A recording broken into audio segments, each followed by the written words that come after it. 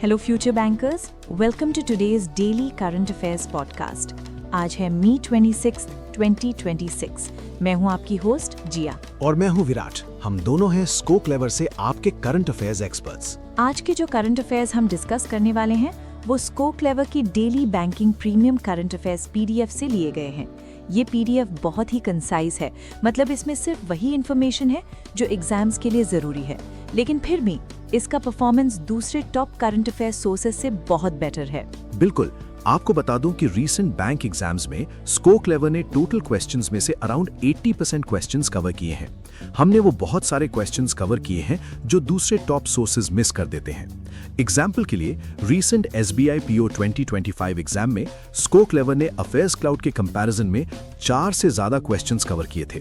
Affairs cloud तो banking exams के लिए मोस्ट प्रेफर्ड सोर्स माना जाता है, फिर भी हमारा कंटेंट उससे बेटर परफॉर्म कर रहा है। हमारे full time current affairs experts daily newspapers को एनालाइज करते हैं और कंटेंट को जितना हो सके उतना कंसाइज बनाते हैं।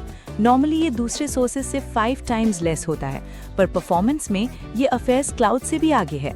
ये पीडीएफ आपको स्को क्लेवर टेलीग्राम चैनल पर मिल जाएगी। चैनल ज्वाइन करने का लिंक डिस्क्रिप्शन में है। तो चलिए नेशनल न्यूज से शुरू करते हैं। Indian Council of Medical Research यानी ICMR ने इंडिया का सबसे बड़ा biomedical innovation and technology transfer event organise किया है। इसका नाम है medical innovations patent Mitra innovators to industry connect, जिसे शॉर्ट में I2I कनेक्ट भी कहते हैं। ये न्यू दिल्ली में हुआ। इस इवेंट का inauguration union minister of state Pratap Rao Jadhav ने किया। इसका मेन एम है पब्लिक हेल्थ टेक्नोलॉजीज के डेवलपमेंट और कमर्शलाइजेशन के लिए एक कोलैबोरेटिव प्लेटफॉर्म बनाना। यहाँ टेक्नोलॉजी ट्रांसफर का मतलब है कि जो रिसर्च लैब्स में टेक्नोलॉजी बनती है उसे इंडस्ट्री को देना, ताकि वो उसे आम लोगों के लिए मास प्रोड्यूस कर सकें। एग्जैक्टली। इस इवेंट में total 41 public health technologies industry partners को ट्रांसफर की गईं, जिनमें वैक्सीन्स और डायग्नोस्टिक्स शामिल हैं।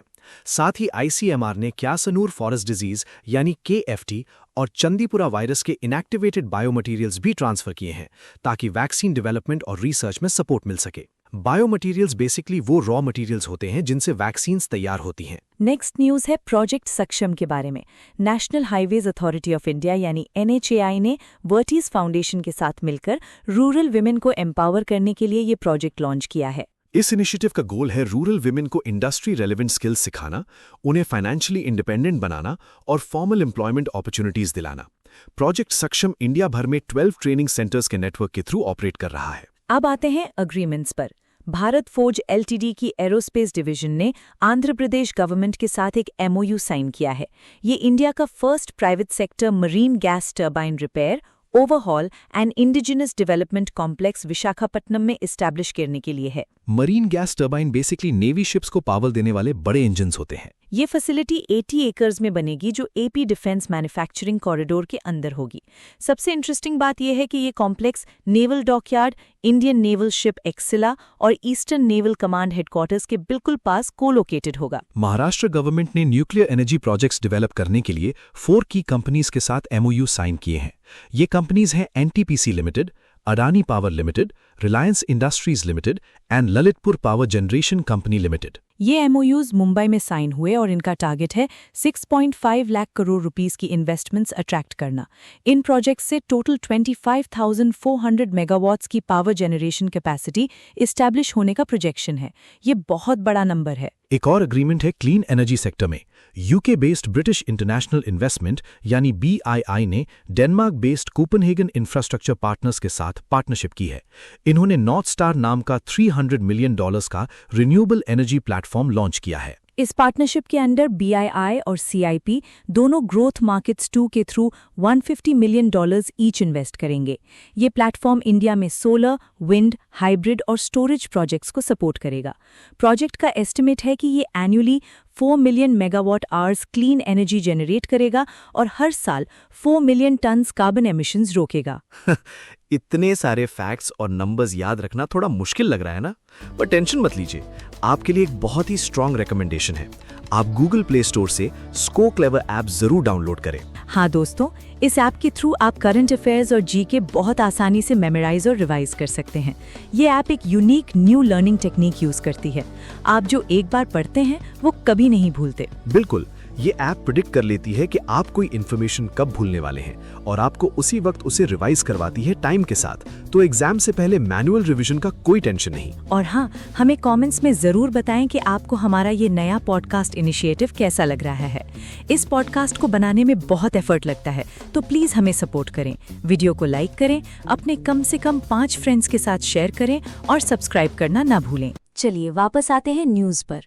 इंटरनेशनल न्यूज़ में इंडिया की ब्रिक्स 2026 चेयरशिप के under inaugural BRICS tourism working group meeting virtually hold की गई। इसका थीम था building for resilience, innovation, cooperation and sustainability. इस मीटिंग का एम टूरिज्म कोऑपरेशन एजेंडा को आगे बढ़ाना था। और हाँ, नोट कर लीजिए कि second tourism working group meeting अगस्त 2026 में जयपुर, राजस्थान में होने वाली है। Union minister S Jaishankar recently Suriname और ट्रिनिडाड एंड टोबैगो गए थे। सुरिनाम में उन्होंने फॉरेन मिनिस्टर मेल्विन बोवा के साथ 9th जॉइंट कमीशन मीटिंग को चेयर की। वहां वो प्रेसिडेंट जेनिफर गियरलिंग साइमंस और नेशनल असेंबली चेयरमैन अश्विन अधिन से भी मिले। इंडिया ने सूरीनाम को एक पैशन फ्रूट प्रोसेसिंग फैसिलिटी भी हैंडओवर की है, जो इंडियन ग्रांट असिस्टेंस से बनी है। साथ ही इंफ्रास्ट्रक्चर और स्ट्रेटेजिक सेक्टर्स के लिए सॉफ्ट लोन्स भी ऑफर किए हैं।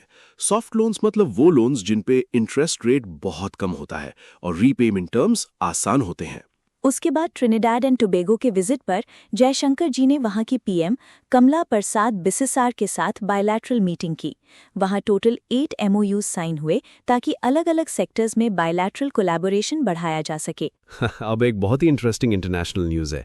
यूनाइटेड किंगडम के पार्लियामेंट ने टोबैको एंड वेप्स बिल पास कर दिया है। इन्होंने टोबैको परचेजेस पर एक रोलिंग लाइफ लॉन्ग बैन लगा दिया है। हाँ, ये बैन उन सभी इंडिविजुअल्स पर टारगेट करता है जो जनवरी 2009 या उसके बाद पैदा हुए हैं। मतलब ये लोग अपनी पूरी लाइफ में कभी लीगली टोबैको प्रोडक्ट्स नहीं खरीद पाएंगे। ये लेजिस्लेशन ऑफिशियली जनवरी 2027 से इफेक्ट में आ जाएगा। ये तो बहुत ही जबरदस्त हेल्थ इनिशिएटिव है। डिफेंस सेक्टर की बात करें तो टोनबो इमेजिंग को इंडियन नेवी से कॉन्ट्रैक्ट मिला है। ये कॉन्ट्रैक्ट अदिति 3.0 इनोवेशन फ्रेमवर्क के अंदर है, जिसमें नेवल प्लेटफॉर्म्स के लिए high power microwave system integrate और कमीशन किया जाएगा। ये हाई पावर माइक्रोवेव या HPM system basically directed energy weapons होते हैं। आसान भाषा में कहूँ तो ये इनविजिबल एनर्जी वेव्स फेंकते हैं जो दुश्मन के इलेक्ट्रॉनिक सिस्टम्स और ड्रोन्स को बिना ब्लास्ट किए खराब कर देते हैं। ये मैरिटाइम वॉरफेयर में इलेक्ट्रॉनिक और अनमैन्ड थ्रेट्स को काउंटर करने के काम आएगा। स्टेट न्यूज में union minister Jyotiraditya M Scindia ने virtually coffee of Nagaland mission launch किया है। ये 175 करोड़ रुपीस का प्रोजेक्ट है जो न्यू दिल्ली के संचार भवन से लॉन्च हुआ, ताकि कॉफी कल्टीवेशन को प्रमोट किया जा सके और फार्मर्स की लाइवलीहुड्स को स्ट्रॉन्ग बनाया जा सके। इस इनिशिएटिव के under 2 pilot coffee clusters identify किए गए हैं। पहला है कोहिमा डिस्ट्रिक्ट का तुफेमा विलेज, जहां अराबिका कॉफी उगेगी, और दूसरा है न्यूलैंड डिस्ट्रिक्ट का घोटावी विलेज, जहां रोबास्टा कॉफी उगेगी। इसके अलावा एक 49.48 करोड़ रुपीस का पायलट प्रोजेक्ट भी लॉन्च हुआ है, जिसका टाइटल है cluster based coffee value chain development in Nagaland. ये कल्टीवेशन से लेकर मार्केटिंग तक एक and to and value chain establish करेगा। अब अपॉइंटमेंट्स देख लेते हैं। RBI ने गुनवीर सिंह को एग्जीक्यूटिव डायरेक्टर अपॉइंट किया है। उन्हें department of payment and settlement systems का चार्ज दिया गया है। ये वही डिपार्टमेंट है जो NEFT, RTGS और UPI जैसे पेमेंट सिस्टम्स को रेगुलेट करता है। दूसरी अपॉइंटमेंट में राज्यसभा MP राघव चड्ढा को अपर हाउस की रिकॉन्स्टिट्यूटेड कमेटी ऑन पिटिशंस का चेयरमैन अपॉइंट किया गया है। इस पैनल में टोटल 10 मेंबर्स नॉमिनेट हुए हैं। मैं बाकी मेंबर्स के नाम भी बता देती हूँ। हर्ष महाजन, गुलाम अली, शंभू शरण पटेल, मयंक कुमार नायक, मस्थान राव यादव बीधा, JB मेथर हिशाम, सुभाशीष खुंटिया, रिवंगरा नारजरी और Santosh Kumar P। Awards category में इंडिया के लिए बहुत प्राउड मोमेंट है। इसरो के चंद्रयान 3 मिशन को 2026 गॉडर्ड एस्ट्रोनॉटिक्स अवार्ड मिला है। ये award American institute of aeronautics and astronautics ने दिया है। ये अवार्ड वॉशिंगटन DC USA में accelerating space commerce, exploration and new discovery 2026 conference में प्रेजेंट किया गया। इंडिया के एम्बेसडर टू USA विनय मोत्रा ने इसरो की तरफ से ये अवार्ड एक्सेप्ट किया। लगे हाथ इसरो के स्टैटिक फैक्ट्स भी रिवाइज कर लेते हैं। इसरो के चेयरमैन हैं doctor V Narayanan, headquarters Bengaluru में है और ये 1969 में स्टैब्लिश हुआ था।